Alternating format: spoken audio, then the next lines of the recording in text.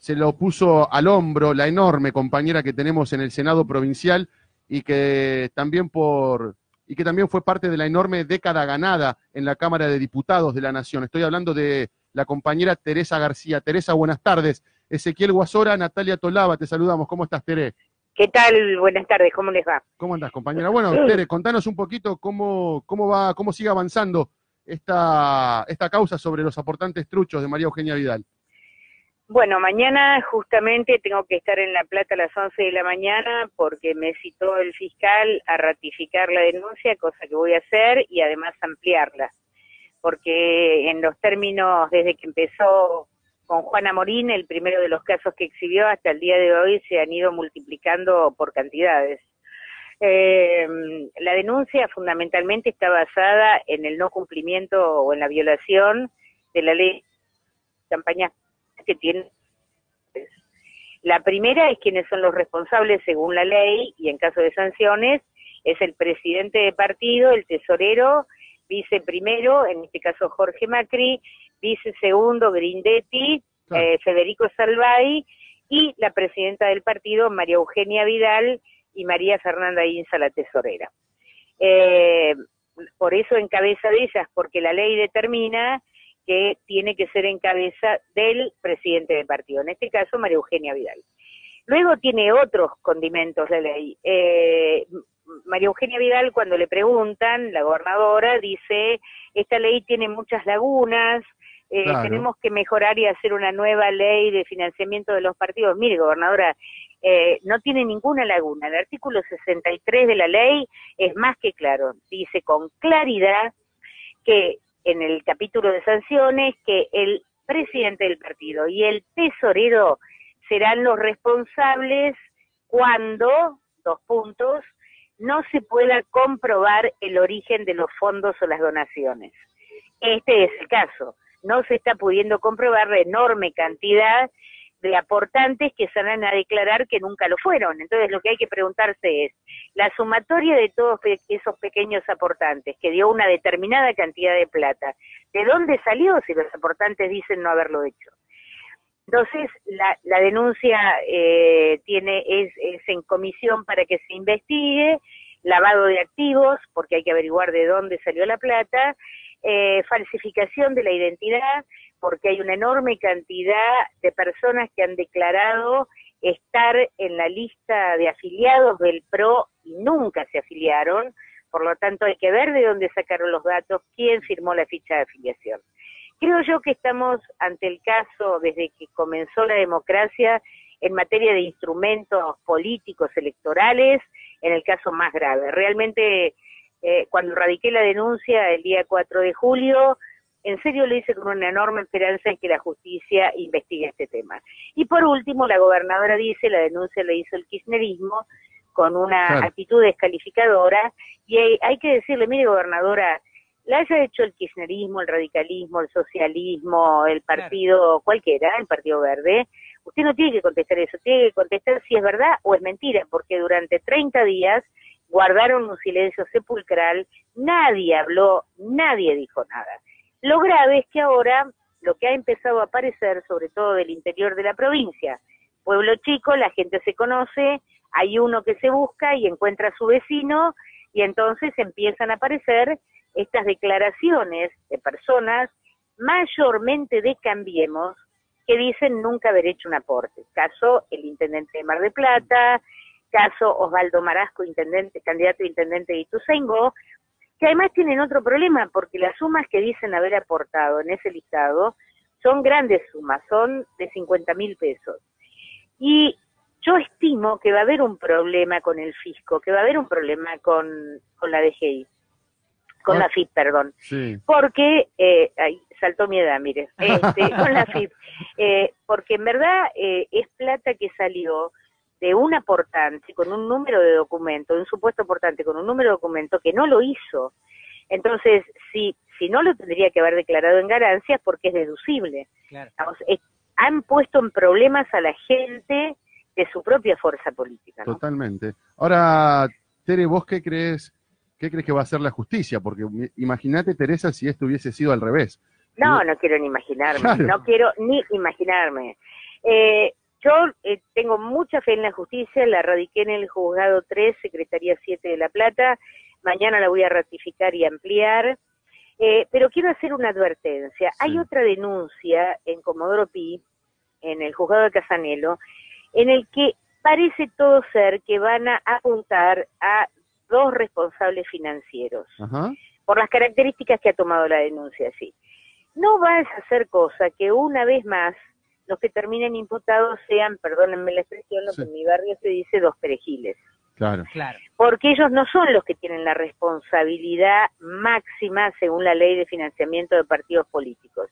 Y como esta gente, este gobierno, con Panama Paper, con Dólar Futuro, con el caso de Correo Argentino, nos tiene acostumbrados a tirar una bomba de humo para distracción de la comunidad, de la ciudadanía, en este caso yo lo advierto permanentemente. Cuidado con que solo no avance esa causa que imputa a los 2 responsables financieros, porque entonces sería una manera de que la responsable máxima, que es María Eugenia Vidal, quedara al margen de esta acusación, ¿no?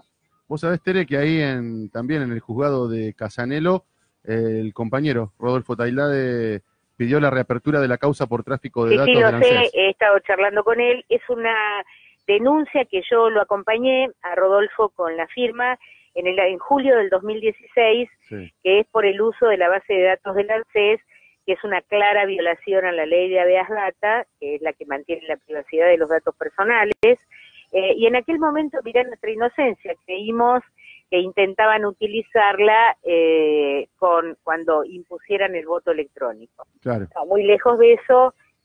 También hay en la denuncia muchos casos de monotributistas sociales que obviamente tienen que haber salido o de la base de datos del ANSES o de la base de datos que maneja Carolina Stanley del Ministerio de Desarrollo, ¿no? Pero quedamos en charlar mañana con Rodolfo Tailade porque vamos a ver, hay que investigar claramente la base de datos del ANSES, porque me parece que por ahí deben haber metido la mano también. No están en todos lados. Ahora, Tere, te quiero preguntar desde tu visión, entendiendo de que estuviste en la Cámara de Diputados por mucho tiempo, defendiendo al pueblo argentino y de una manera formidable, ¿cómo estás viendo estos 2 años y medio del macrismo en materia económica, social y también política, independientemente de estos hechos de corrupción que día a día se van destapando y que ya no los pueden tapar? Mira, yo tengo que referirme a unas palabras de Perón, ¿no? Perón decía: la víscera más sensible del hombre es el bolsillo. Esto no lo decía en detrimento de que las personas no tuviéramos otros objetivos o otros sueños, sino que era realmente la más sensible. Cuando uno no tiene para darle de comer a los pibes, cuando no puede comprar la garrafa en un barrio humilde porque no le alcanza, ya no en un barrio humilde, ya ni a los jubilados les alcanza. Cuando no hay medicamentos, cuando se pierde el empleo, cuando la gente percibe que a este gobierno no le importa nada, porque no le importa nada, y la gente se da cuenta. ¿Cómo le vas a explicar vos a un jubilado que va a una farmacia con una receta de medicamentos y le dice al farmacéutico: deme el más barato? No el más necesario, el más barato. Esto empezó hace mucho tiempo, creo que desde el primer día que gobernaron. Lamentablemente tuvieron la complicidad de de una enorme cantidad de dirigentes de la oposición, incluido el peronismo, aquellos que se prestaron a dar, entre comillas, gobernabilidad, y sabían que lo que estaban haciendo era abriendo la puerta para que entrara este vendaval liberal que se lleva puesto todo. Quienes votaron fondos buitre tienen que hacerse cargo que fueron los que abrieron la puerta para eso, los mismos que los que votaron reparación histórica y blanqueo de capitales. Uno la ve a Mirta Tundi en los programas de televisión diciendo que va a defender a los jubilados, y a mí honestamente me da vergüenza. Yo la vi fundamentar la ley de reparación histórica y tirar por la borda el tanto esfuerzo que hicimos nosotros con la ley de movilidad jubilatoria. Exacto. Donde hoy los jubilados estarían cobrando un 15% más y estarían al menos empatados con la inflación. Entonces yo creo que han tenido cómplices, y lo tengo que decir de esta manera porque me da mucha bronca, porque esas personas estuvieron en una lista para ocupar una vaca en nombre del pueblo que les depositó la confianza, no para que les arruinaran la vida. Y creo que no soy políticamente correcta cuando digo esto, pero ya estoy grande para decir cosas que no son y salir airosa de una pregunta. Nos representás, Teresa, así que acá podés decirlo tranquilamente porque acá nos representás. ¿Cómo? Perdón. Que acá nos representás, Tere, nos representás, así que podés decirlo tranquila. Vos sabés, Teresa, que nosotros salimos todos los miércoles a las 6 de la tarde a recorrer el conurbano y hacemos consultas populares. Sí. Y realmente nos preocupa, y mucho, que en distritos como La Matanza, como Merlo, como Lomas de Zamora, haya cantidad de ciudadanos que, cuando le preguntamos cómo estaban cómo están viviendo con este gobierno, nos dicen que están asfixiados, que no pueden más. Cuando les preguntamos cómo estaban con el gobierno anterior, que se vivía mejor, que les alcanzaba más el dinero, que llegaban a fin de mes, y que cuando ponemos 4 posibles candidatos, en muchos casos no le darían el voto de confianza a Mauricio Macri, pero tampoco se lo darían a Cristina Fernández de Kirchner, porque la ponemos a Cristina como candidata. Sin embargo, ¿sabés a quién le darían el voto? A María Eugenia Vidal. Yo creo que... Bueno, es que, a ver, acá ha habido la pregunta, la respuesta, pero tu pregunta Sí. es enormemente grande porque la pregunta es muy rica, pero luego de que ellos consiguieron esas adhesiones de las que yo hablé antes, Sí. Llegó el año pasado, y el año pasado es mentira que lo del fondo lo sacaron de la galera este año. Esto ya venía, ya lo venían previendo. Digamos, Caputo no saca el acompañamiento de 2 fondos de golpe para que le presten no sé qué cantidad de plata, porque no sé, porque es un genio. Claro. Esto era parte de un plan. Y como parte de ese plan había que modificar el sistema jubilatorio, que es lo que hicieron en diciembre, donde les detonó en la calle el descontento popular. Esto no quiere decir que ellos iban a levantar el pie del acelerador, todo lo contrario, ya tenían previsto esto con el fondo, esta es mi impresión. Por eso muchas veces creo que toda la corrida inicial ha tenido que ver con una crisis autoinfligida. ¿Pero por qué? Porque ellos pensaban que tenían un plan B. Los sectores de poder económico se reunieron con María Eugenia Vidal a decirle que Macri tenía 1 o 2 meses para salir del pozo, que si no salía, ella era la candidata. Por eso ella se mantiene en silencio con los grandes temas conflictivos o con los grandes temas del país que le afectan a la provincia. No habla del escándalo Triaca, no habla de la reforma del sistema previsional, no dijo ni mu, no habla de las inundaciones de la provincia, se esconde permanentemente de los temas rígidos. ¿Por qué? Porque la cuidan, porque tiene una enorme cobertura mediática, tenía una enorme cobertura mediática y una enorme cobertura de un sector de la justicia. Todos sabemos que cuando empieza el olor a cala, ¿no? Sí. Hacen todo fila para el cementerio. Entonces, a mí me parece que lo que ha pasado estos días, en la debacle del gobierno nacional, el aumento de tarifas, por ejemplo, María Eugenia Vidal con el aumento de tarifas, siguiendo los consejos de Dubén Barba, se hizo el oso, la osa, vamos a decir, Sí. la disimulada. Claro. Lo que pasa es que un día Mauricio Macri se dio cuenta que le había mandado 40.000 millones del sacrificio de los jubilados y no le estaban rindiendo porque ella seguía subiendo en imagen y él seguía cayendo. Entonces la llamó al orden y le dijo que tenía que hacer lo mismo en la provincia. Y ahí comienza el deterioro de la imagen de Vidal. Hasta ahí, más o menos, era una interpretación política con las encuestas en la mano. Ahora, esto que ha ocurrido con el tema de los aportes falsos, mira, yo tengo algo de experiencia en política. Sí. Si hay algo que a la gente la pone mal y de mal humor, es sentir que el ámbito de la política es una cueva de negocios oscuros. Claro. Y esto es lo que les ha demostrado María Eugenia Vidal en estos días, porque no ha tenido una respuesta por el tema. Frente a semejante denuncia que está explotando en todo el interior de la provincia de una manera infernal, ¿cómo puede ser que la gobernadora no haga una conferencia de prensa para dar una explicación? Totalmente. Simplemente porque no la puede dar. Totalmente. Simplemente. Vos sabés, Tere, que a mí me llamaba la atención. En realidad no me llamaba la atención, porque como vos decís, creo que ha gozado de un blindaje mediático asqueroso y perverso, María Eugenia Vidal, porque envía a los colegios de la provincia de Buenos Aires cajones de fruta con nidos de rata, literalmente. Ha quitado copas de leches en la provincia de Buenos Aires. María Eugenia Vidal, con el apoyo del diario y del grupo Clarín, grupo manchado en sangre, no le entraban las balas. Y yo coincido con vos, yo creo que esto de los aportantes truchos la ha debilitado a la gobernadora de la provincia de ¿Sabés Buenos por qué? Aires. Mira, yo lo estuve analizando mucho, porque a ver, mira lo que hizo. Intentó cerrar escuelas, Claro, manda comida podrida a los colegios, baja la calidad, le echa la culpa a los maestros de la mala calidad educativa, destroza las áreas del Estado, manda a votar contra los trabajadores del Banco Provincia. Nada de eso generó ningún malestar. nada. Ahora, aún aquellos que se vieron afectados por esas medidas y no levantaron la voz en ese momento, cuando ven esta situación, genera un enorme desagrado, una enorme bronca.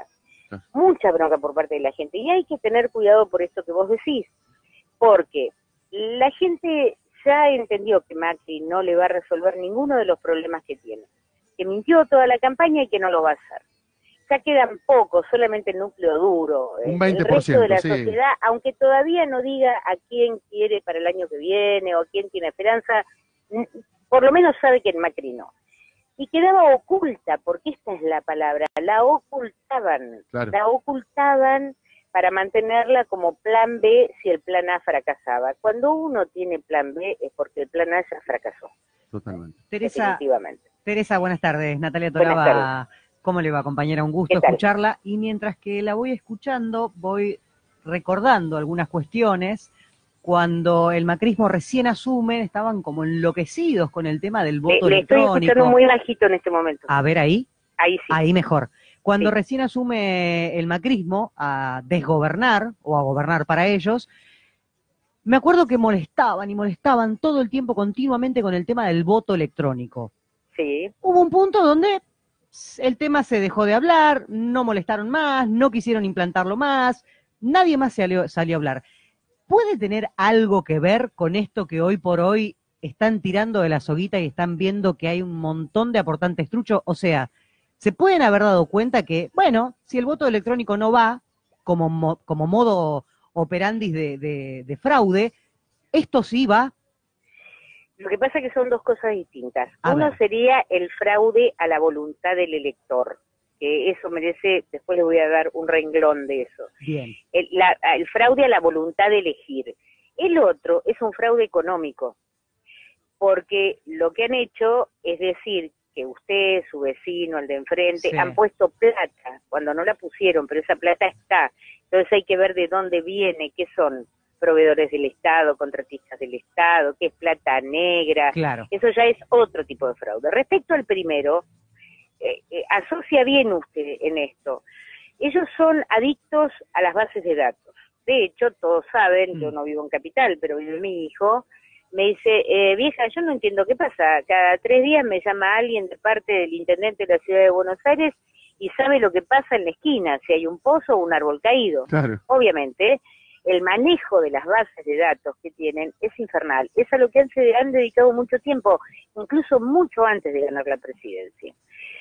Por eso, creo que fue en febrero del 16, sí, me parece, marzo, sí, creo que sí, o marzo del 2016 es cuando por decreto se le transfiere la base de datos del ANSES a Marcos Peña y crea una dirección. Marzo del 16, Tere, marzo del 16. Ah, marzo del 16, mire, me fui de la cámara, pero algo recuerdo todavía. Sí. Entonces, el manejo de aquella base a nosotros nos sugería que podía ser en beneficio electoral en el manejo del voto electrónico. No, yo creo que ellos lo que hacen es, con esas bases de datos, es como el Gran Hermano, vamos a decirlo así, es como esa película fantástica que no me acuerdo nunca Sí, cómo se llama. Que te sigue para todos lados, te sigue para todos lados. Exactamente. Sí. Entonces, tienen como una suerte de pasión, digamos, yo creo que hay algo patológico. Usted recordará que Macri llegó a espiar hasta su propia familia. Sí. Exacto. Asumió procesado por eso. Claro. Luego rápidamente lo desprocesaron, como suele ocurrir. Y el fiscal fue Nisman, acordate, Teresa. Exactamente. Entonces, yo lo que creo es que ellos, con esto en particular, es es lo que la gente más desprecia. La cosa turbia relacionada con el manejo de plata en una elección. Eso sí lo detesta, está súper comprobado. Me parece que con esto sí van a tener que dar explicaciones y explicaciones creíbles, porque ya nadie cree nada. ¿Sabe por qué? Porque una cosa es que yo haga la denuncia, entonces la gobernadora descalifica y dice el kirchnerismo, que no sé qué. Mire, yo puedo ser una vecina común y hacerle una denuncia, Obvio. no sea burra, gobernadora.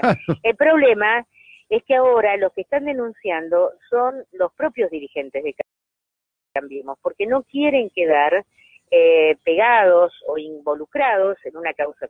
Entonces, creo que hay que estar muy atento, porque el capítulo al que me quería referir es, yo llevé adelante, incluso con Rodolfo Tailade, parte del escrutinio de la PASO el año pasado y el escrutinio de la elección general. Yo en un lugar, Tailade en el correo. Y desde en la PASO yo descubrí un modus operandi, por supuesto lo presenté, hice la denuncia en lo que correspondía a mi distrito y sugerí que se hiciera en toda la provincia, porque encontrábamos raro que el listado de presidentes de mesa no resultaba ser el habitual. En general los presidentes de mesa se mantienen de una elección a otra en un 60-70%. En este caso solamente el 30% se mantenía, o menos del 30%, y el resto eran todos nuevos. Una de dos, o se veían muertos los que históricamente eran presidentes de mesa, que puede ser que haya habido una suerte de plaga que los haya matado a todos. Y después aparecieron como aportantes del PRO. O alguien había metido la mano. Cuando pregunté de dónde habían salido los presidentes de mesa, alguien en la justicia electoral contestó que era de un listado de voluntarios. Mira. Bueno, yo no he visto a la gente masivamente ir a alistarse para ser presidente de mesa y estar todo el día sentado en una mesa, no lo he visto. Y mucho menos que la gran mayoría fueran del PRO y la gran mayoría tuvieran que ver con empresas o funcionarios de gobierno. De hecho, yo alcancé a detectar cerca de 80 casos en una rápida vista. ¿Y qué característica tenía su función? O cómo me di cuenta, porque la planilla del fiscal que estaba en la mesa con ellos la firmaban de un modo y el certificado de escrutinio que iba a parar al correo, manejado por Indra, por un hombre de ellos, aparecía con un rulo o una firma distorsionada para que no se identificara. Claro. No avanzamos más porque se vino la elección general encima, pero créame que es a lo único que me voy a dedicar en octubre del año que viene. Vamos a estar ahí al lado tuyo, Teresa. Vos sabés que para ir cerrando, yo siempre digo, Teresa, que estos tipos cuando vuelva, que no tengo dudas, que en el 2019 vuelve un gobierno nacional popular y si Dios quiere peronista, todos y cada uno de esta runfla de corruptos, empezando por Mauricio Macri, Blanco Villegas, los vamos a sentar en el banquillo de los acusados y los vamos a meter presos, Tere. No tengas ninguna duda. Yo, como uno aspira a que la justicia funcione con nuestros presos políticos, que tristemente no funciona, yo aspiro a que la justicia, porque ellos tienen que ser sujetos de la justicia, tienen que ser sujetos de ir a declarar a Comodoro Pi, que la justicia determine. Porque la verdad, y esto lo tendremos que discutir también en la campaña electoral, cuáles son las reformas que tenemos que hacer respecto de la justicia, porque es imposible. Hoy tenemos funcionarios presos, producto de un fallo creativo que se le ocurrió a alguien y no tiene ninguna justificación. Todos los días vemos cómo se caen a pedazos las causas que han armado políticamente. Totalmente. Bueno, Tere, en el 2013, cuando Cristina mandó a la Cámara Baja la democratización de la justicia, acordate cómo pegaron el grito en el cielo. De hecho, Camaño a Julián Domínguez le tironeó el micrófono. Estuvimos, porque yo estaba como asesor, estuvimos 27 horas en la Cámara de Diputados debatiendo. Sí, así es, claro. y pasamos por todas las comisiones, Total. Y pasamos por la conjunta, y pasamos por el recinto. Aquí no, mira, han intentado hasta meter 2 jueces de la Corte por la ventana, y esos jueces han fallado con el célebre 2-1, que si no fuera por la movilización popular no sé qué hubiera pasado. Exacto. Entonces, queda poco, quedan 10 meses, hay que trabajar mucho en el territorio, hay que estar muy atentos. Juro por Dios que yo me levanto todos los días a las 6 de la mañana y leo el boletín oficial, todos los días de mi vida, de la provincia de Buenos Aires, para ver en qué anda esta gestión que además no tiene ningún control. Totalmente. Compañera y amiga Teresa García, muchísimas gracias por esta conversación. Gracias a ustedes. Te queremos, Tere, un besito grande. Muy bien. Clarita, Teresa. Bueno, porque era importante, yo quería llamarla el viernes, pero el viernes tengo que repetir que me dejaron solo. Solo. Sí, solito y solo. Corresponde. Entonces, es importante, y era importante charlar con Teresa porque La primera denuncia en sede judicial es la de Teresa García. Teresa García, que fue secretaria del bloque Frente para la Victoria durante muchos años en la Cámara de Diputados, gran compañera, y que hoy le toca tener la responsabilidad de ser senadora provincial y que le está pisando los talones a la gobernadora oscura, perversa, canalla, miserable, zorra y hiena, como lo es María Eugenia Vidal. Así que vamos a estar cerca de Teresa, vamos a estar cerca de Rodolfo Tailade, porque necesitamos que Vidal no se salga con la suya, Nati. Sí, la verdad que es lamentable, es tristísimo. Y mientras que hablaba Teresa, yo no viví la década infame, que muchos de ustedes tienen que conocerla, no digo vivirla, pero cuando tenemos hoy por hoy a un nieto de alguien que estuvo en la década infame, allá por 1930, que fue ministro